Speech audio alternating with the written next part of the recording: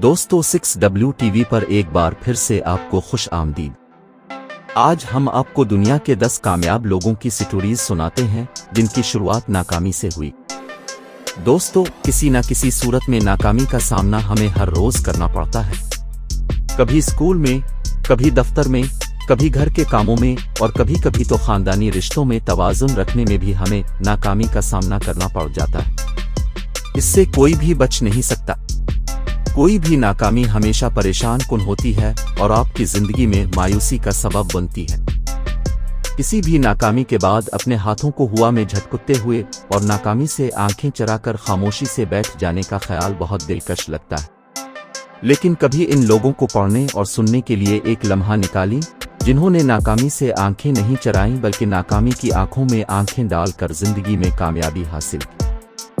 Henry Ford ने एक बार कहा था कि नाकामी आपको एक बार फिर से दोबारा शुरू करने का एक मौका फराहम करती है, बस जरा इस बार ज्यादा जहानत से।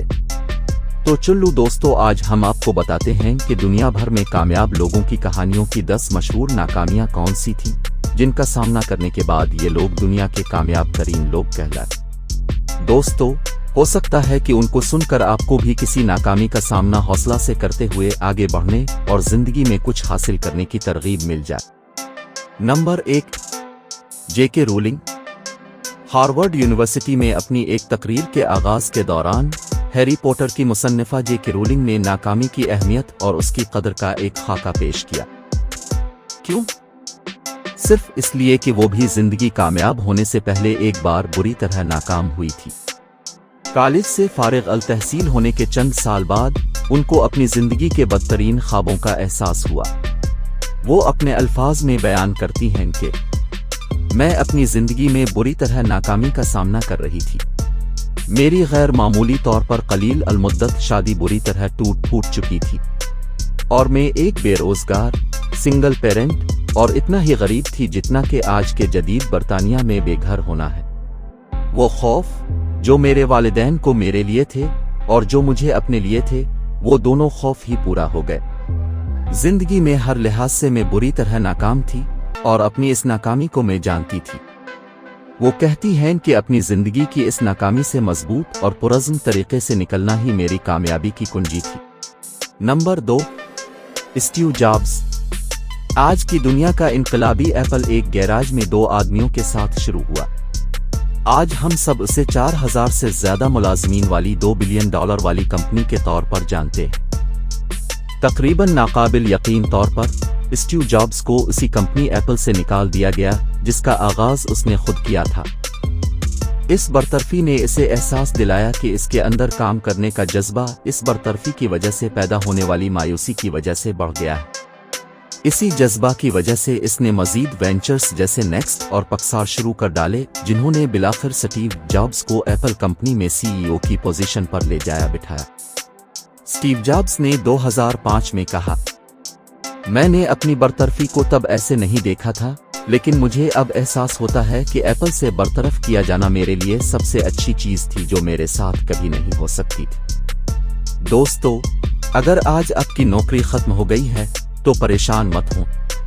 अपनी नाकामी की आंखों में आंख डालकर अच्छे के लिए कोशिश करते रहें। यकीन रखें, अब भी एक दिन स्टीव जॉब्स की तरह कामयाब हो सकते हैं। Number 3, Bill Gates. Bill Gates Harvard से ड्रॉप आउट थे, मतलब नाकाम। वो एक टर्फो डेटा नामी कारोबार का बिजनेस पार्टनर थे जो कि उनकी जिंदगी की एक और हकीकी नाकामी थी। ताहम महारत और कंप्यूटर प्रोग्रामिंग के शौक ने इस नाकामी को मशहूर सॉफ्टवेयर कंपनी माइक्रोसॉफ्ट के सरखील और तब इस जमाने के 31 साला नौजवान को दुनिया का सबसे कम उम्र खुद साख्ता अरबपति बना दिया। बिल गेट्स के अपने अल्फाज हैं, कामयाबी का जश्न मनाना ठीक है, लेकिन नाकामी के सबक पर ध्यान देना ज्यादा जरूरी है। इसका मतलब ये नहीं है कि हार्वर्ड छोड़ना आपको अरबपति बना देगा, लेकिन हो सकता है कि इस चमकदार डिग्री की इतनी अहमियत ना हो जितनी कामयाब होने के लिए आपकी सच्ची लगन और आपका हकीकी जज्बा। अगर आपको बिल गेट्स जैसा अपना जुनून नहीं मिला तो दोस्तों, आज से ही इसे तलाश करना शुरू कर दें। Number 4, Albert Einstein. हमारी जिंदगी में लफ्ज आइंस्टाइन जहानत से जड़ा हुआ है और जीनियस का मुतरादिफ है।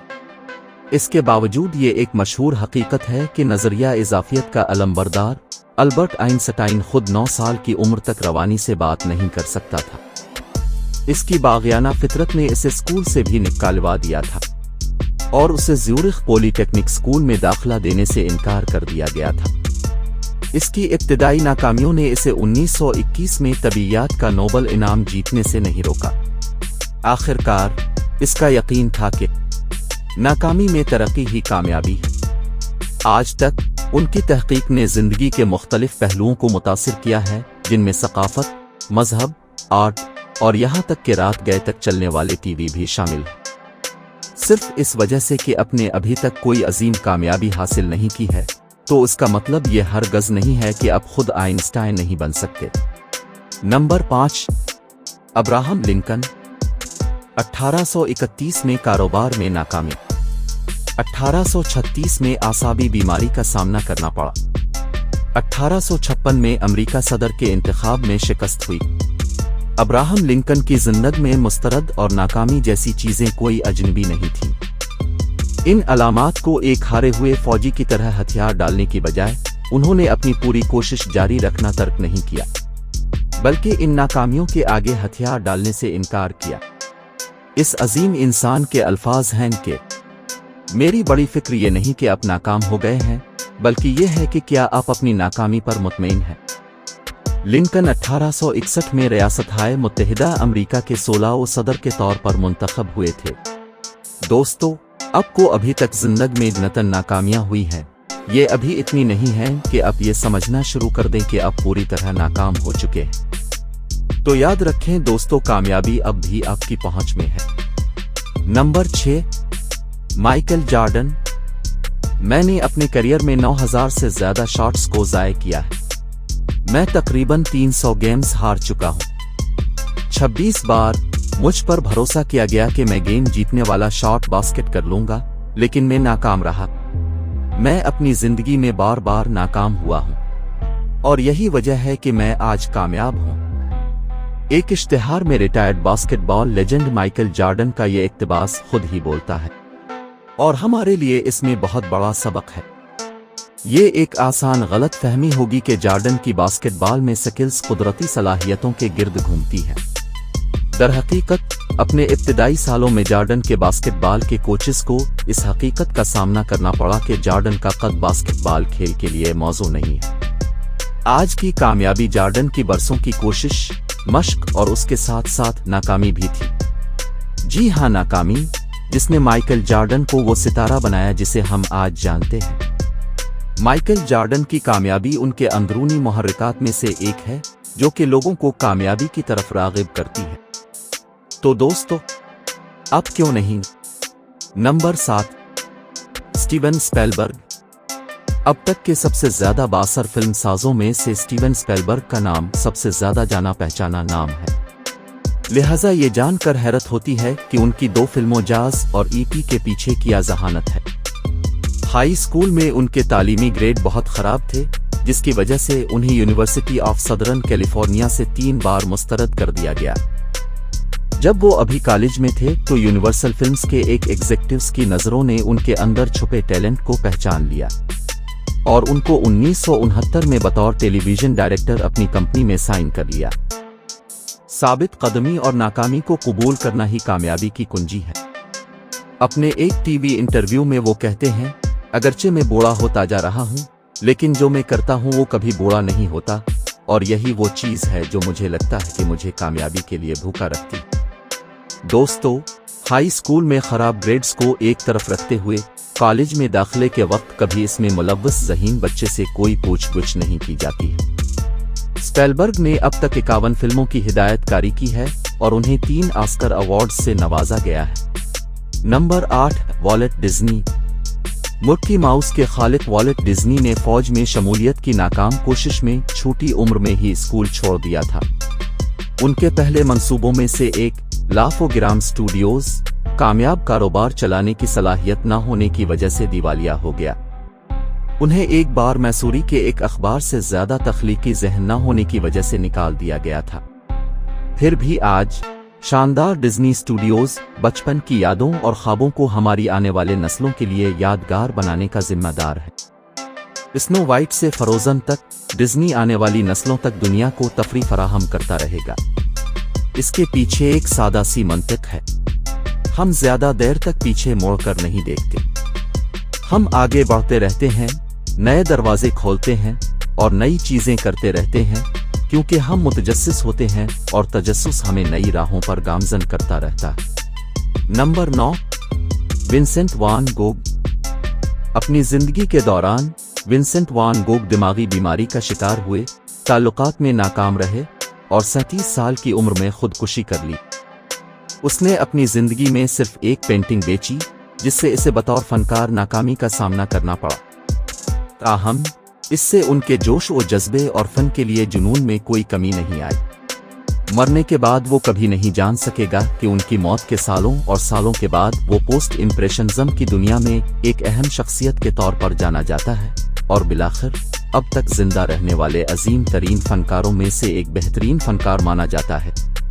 वो कभी नहीं जान सकेगा कि वो आर्ट की क्लासों में एक गर्मागर्म मौजू बन गया है और उसकी तस्वीर टीवी, किताबों और मकबूल सकाफत की दूसरी शक्लों में इस्तेमाल की जाएगी। इस अजीम मगर अलमनाक इंसान के अल्फाज में, अगर आप अपने अंदर एक आवाज सुनते हैं कि अब पेंट नहीं कर सकते, तो हर तरह से पेंट करें, वो आवाज खामोश हो जाएगी।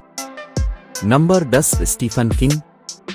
एक पागल, परेशान बच्चे की हैसियत से, डरावने ख्वाबों से सताया हुआ और गुर्बत में परवरिश पाने वाला, इसमें कोई ताज्जुब की बात नहीं है कि स्टीफन किंग बचपन से अपने साथ जारी लक़ब मास्टर ऑफ हॉरर के साथ बड़ा हुआ। मुनशियात और शराब की बुरी लत को उसने अपनी जिंदगी में महसूस होने वाली मायूसियों से निमटने का आला कार बना लिया था।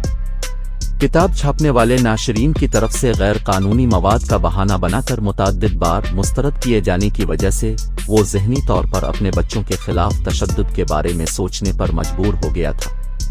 ये वो शदीद जज्बात थे जिनकी वजह से इसने अपने लिखने पर भरपूर तवज्जो मरकूज की और उसी लिए एक दफा उन्होंने कहा, हम हकीकी लोगों से निमटने में अपनी मदद के लिए खौफनाक चीजें बनाते हैं। दोस्तों, लिखना उनका दुनिया से मुकाबला करने का नया आला कार बन गया और इस तरह जिस मास्टर मुसन्निफ को आज हम जानते हैं, वो अपनी कामयाबी की तरफ बढ़ा। उम्मीद करते हैं कि आपको आज की वीडियो पसंद आई होगी। चैनल को लाइक और सब्सक्राइब कर ले। शुक्रिया।